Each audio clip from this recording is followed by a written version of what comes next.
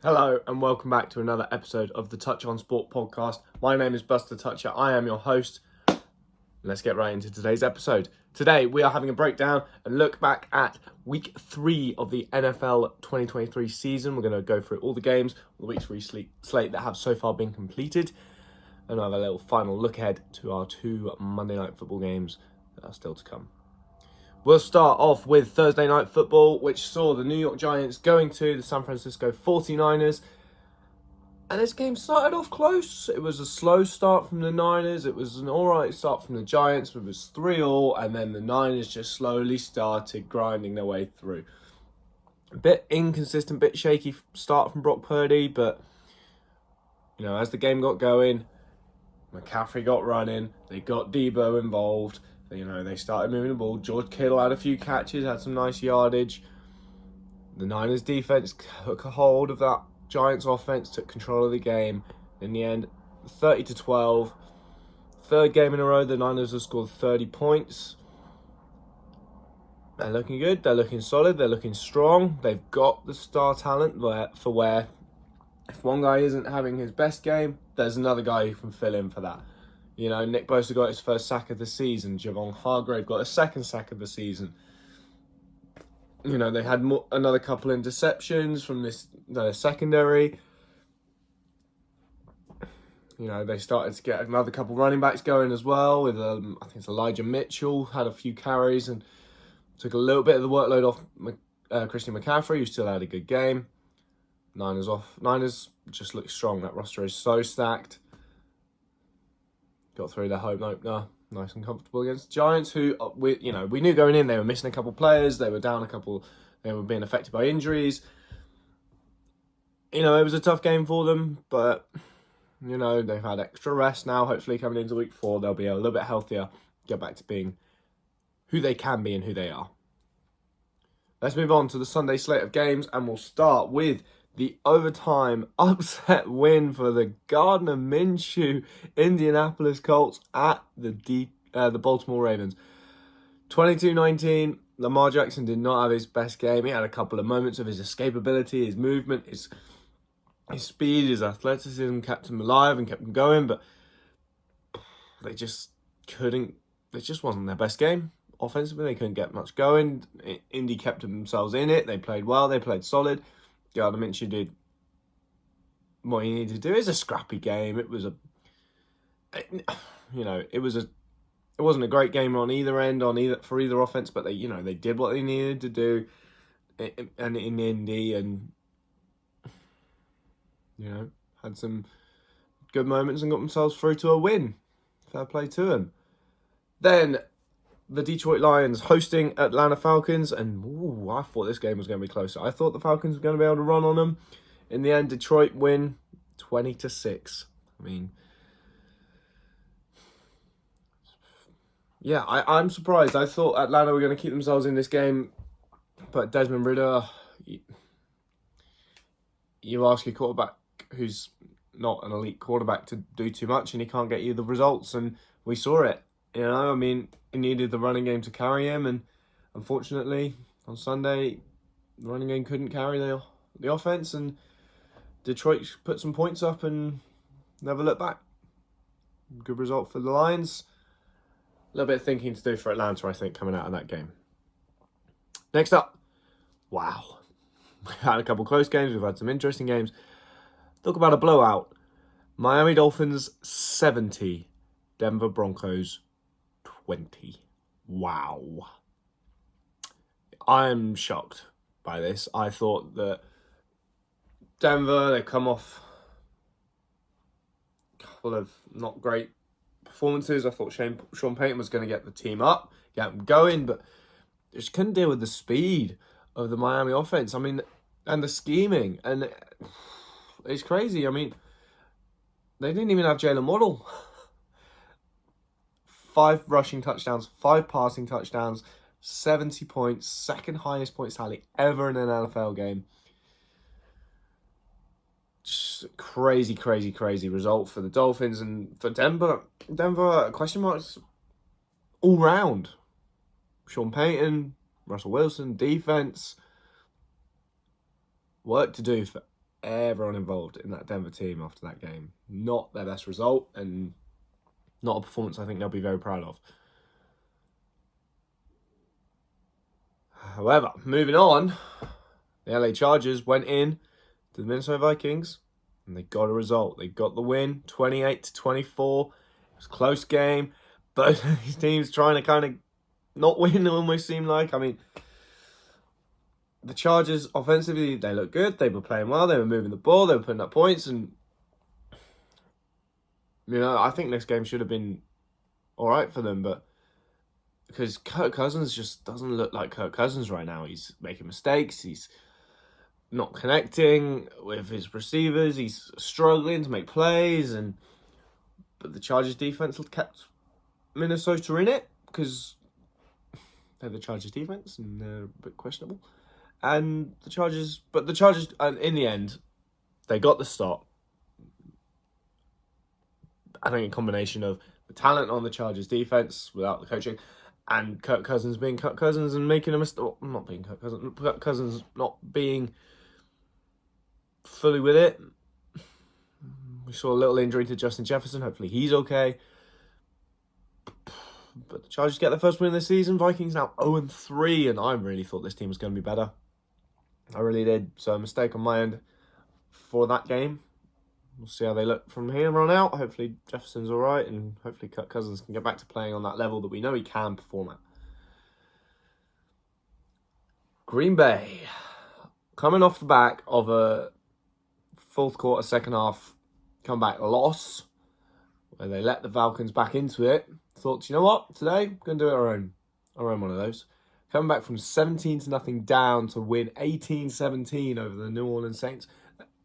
Hey, injuries are a part of the game, and when Derek Carr goes out with a shoulder injury and Jameis Winston comes in, that Saints offense is not the same with Jameis Winston as it was with Derek Carr. And, Jordan Love played well enough in that fourth quarter to get him back into it, get the points on the board, get them rolling. Gave him a chance, and they made it work. So, well done to Green Bay. They were down a lot of players, no Bakhtiari, no Aaron Jones, no Jair Alexander. They were down Christian Watson, their receiver, and they came through. Romeo Dobbs made some plays for Jordan Love, and they came through in the fourth quarter and snatched a win where on a Saints team that had been playing well but lost its quarterback and couldn't get anything going in that fourth quarter offensively. I think both these teams are going to carry on being decent and being competitive, and just it's the quarterback play that's going to decide these two teams' seasons. And if Jordan Love can take from that fourth quarter, that comeback, that points on the board, that rolling, they get some players back healthy and give some more support around them, then they'll be fine. And hopefully for the Saints, Derek Carr isn't too badly injured and can come back and give them some more control and consistency on their offense that Jameis Winston just can't provide. We'll see how it goes, but interesting to see. Fingers crossed on the health there for Carr. Right, Bills, fresh off the back of a blowout win over the Raiders, what do? They go and blow out the Washington Commanders as well. 37-3 in Washington. I thought this Washington defensive front was going to be able to, get after Josh Allen a bit, put some pressure on him, but no, they went in there, they put up points, they got ahead early, and they just rolled with it. Did what Buffalo does. When they win big. 37-3. As soon as they got ahead, you just knew it was going to be tough for the Washington offense to keep themselves in the game, because is Sam Howell that guy at QB? Probably not at this point. It'll be a learning curve for him. It'll be a learning experience. And, hopefully for the Commanders, he can take a lot from it. But Buffalo, it's what they do. When they win big. And yeah, and that defense is opportunistic. They have 4 interceptions on the day. It was just a mismatch. When you get ahead 16-0 in the first half, you're just going to run the ball, and Washington just gave them chances because they had to pass the ball. So Buffalo's defense can take advantage of any chances you give them. Right. Cleveland hosting Tennessee. 27-3, the Cleveland Browns beat the Titans. I mean, I thought this was another chance for, that Mike Vrabel coaching to come in clutch for the Titans and keep them in a game. But Cleveland's team is full of talent, and Deshaun Watson played, we saw a little bit. He had made some throws, made some nice throws, had a couple of wobbly bits at times, but he made some nice plays. And they played for Nick Chubb, and it didn't miss him that much. I thought it was going to be harder, but their defense just didn't let Tennessee get anything going at all. Didn't let them get running the ball. Made it hard for Ryan Tannehill, and I don't think Tannehill's got the talent anymore to keep a team in it with his passing offense. So well done, Cleveland. We'll see how they can take this forward and keep going with this, and be great to see them be competitive in that very tough AFC North division. Right, New England Patriots going to the New York Jets. It was a close game, but this New England defense is strong, is talented. Offensively, all right, okay.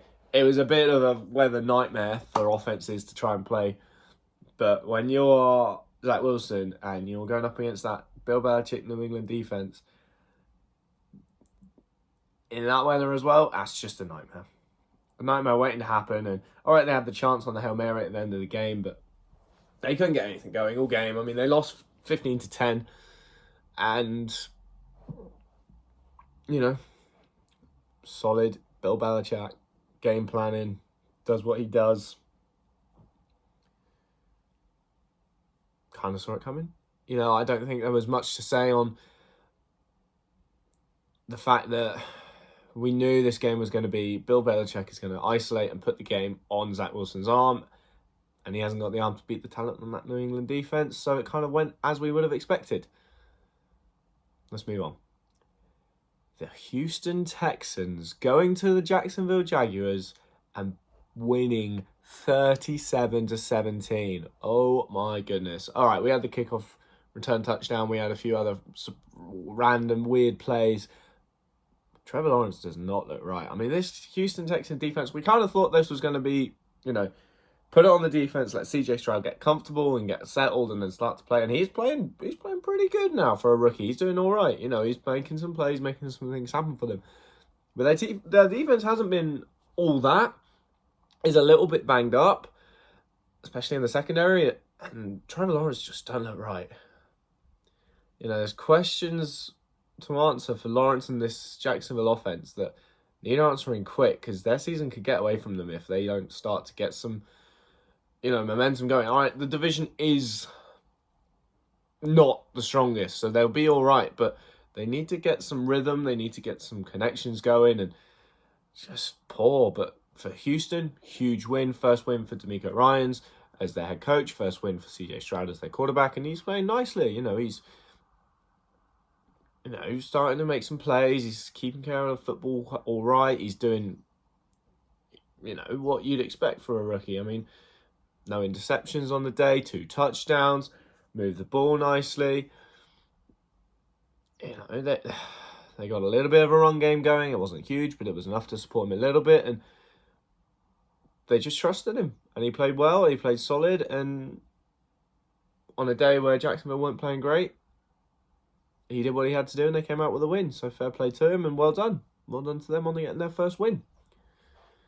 Next up, Carolina Panthers at Seattle Seahawks, and it was a bit of a high-scoring affair here, we could say. 37-27, Seattle come away with the win.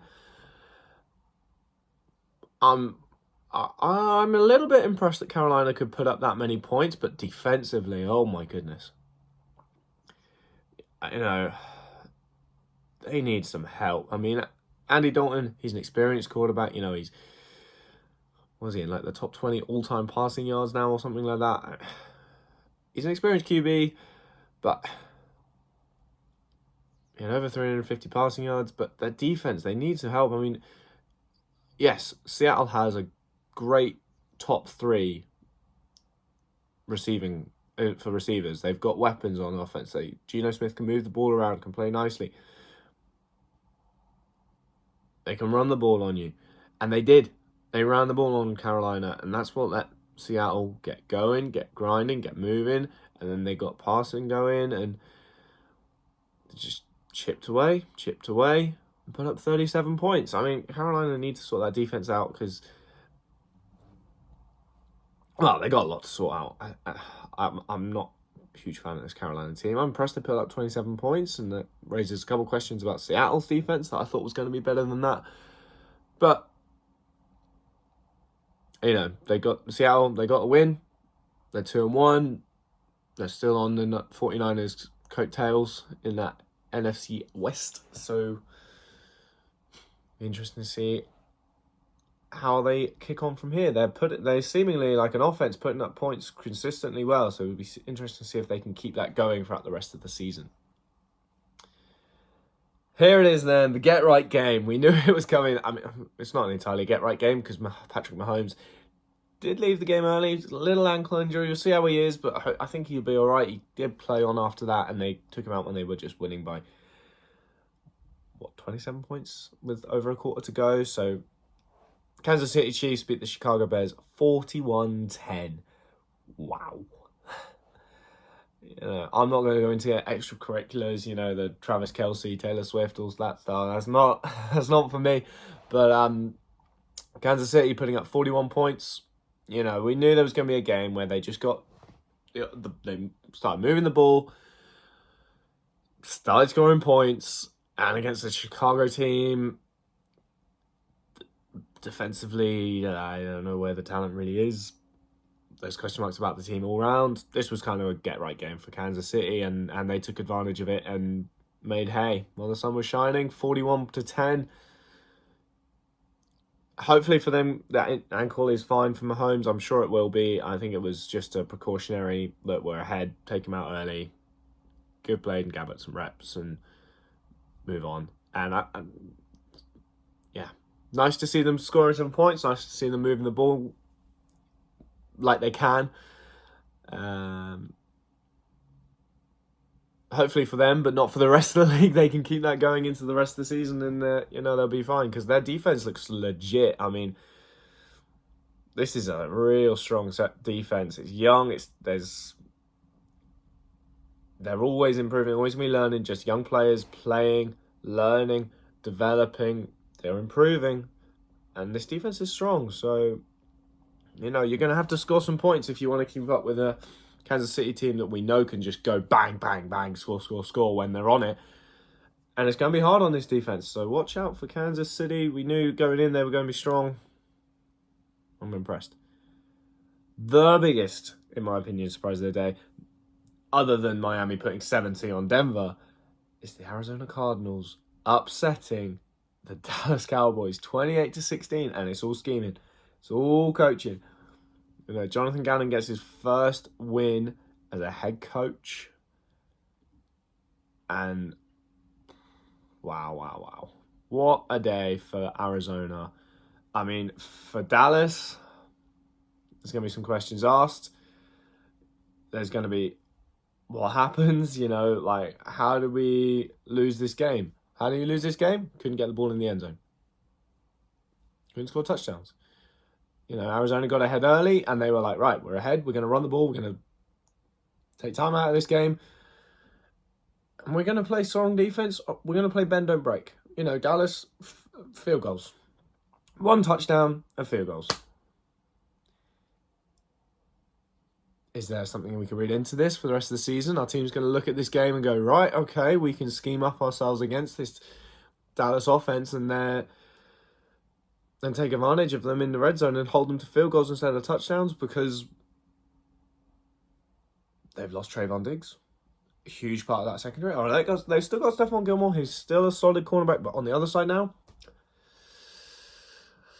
it's a drop from Diggs down, and questions to answer for them there, and how they're going to go, and it'd be interesting to see how they respond, if they add anyone, if they keep faith with their in-house options,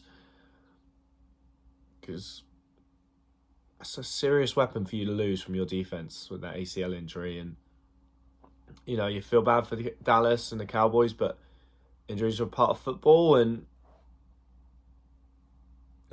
but he doesn't play on offense for them, and they only put up 16 points against the Cardinals team that hasn't looked great. So, well played to Arizona. I don't think there's going to be many wins for them this season, but they are playing tough for their new head coach, and I'm excited to see it, and I'm happy for them, No one wants to go 0-16, right? And to get that win in only week 3, it gives you a lot of confidence and gives you a lot to work with for the rest of the season, and well done to them. Hopefully they can keep the momentum going. I think they got the 49ers next week, so not back-to-back tough games for them, but we'll see how they go next week. Final game that has been completed, Sunday Night Football. The Pittsburgh Steelers went into Las Vegas and won 23-18 over the Raiders. Good game for Pittsburgh. I mean, we know there's questions for Pittsburgh offensively. You got Kenny Pickett. He's okay. He's not amazing. You got Matt Canada as your offensive coordinator. There are better offensive coordinators in the league. Let's put it that way. But for Pittsburgh, we know what they're about. They're about defense. They're going to get after the quarterback. They're going to make some mistakes, and they're going to cause turnovers, and that's what they did. 3 turnovers, and Jimmy G, he either wins or he turns the ball over, and 3 interceptions on the day. We saw many a day like that when he was with the 49ers, and that's the kind of days that you got to cut out if you want to be that franchise guy.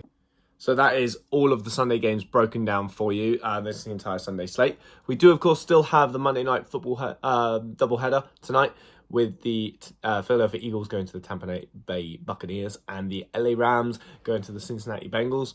2 interesting games. I think Eagles at Bucks is going to be... there's going to be some points put up on the board. I think Baker Mayfield's going to throw the ball to his receivers, and they're going to score some points on this Eagles D. But I think Jalen Hurts, Philadelphia, they can put up enough points. They'll get a couple stops later on with their defense, and I think Philly win that game. Then Rams at Bengals, I think it's going to be close. Cincinnati, they ain't got their season off to the start that they would have wanted. The Rams have looked feisty. There's some young talent, some surprise talent. Matt Stafford's looked good, like he's on his way back to being Matt Stafford, the one the Super Bowl. Maybe he's not quite there yet, but he's playing well, and if he's playing well, they have a chance. So I think the Rams win that one. I think Philly win in Tampa, but we shall see. Look forward to seeing how both those games play out. That is it for today's podcast. I hope you have enjoyed. Please leave a like on the video and subscribe to the channel if you are new. Let me know in the comments if you have any different thoughts or opinions from the games that we have already seen. And I'll see you again on Thursday for next week's preview. Thank you very much for joining me today, and I'll see you next time. Bye-bye.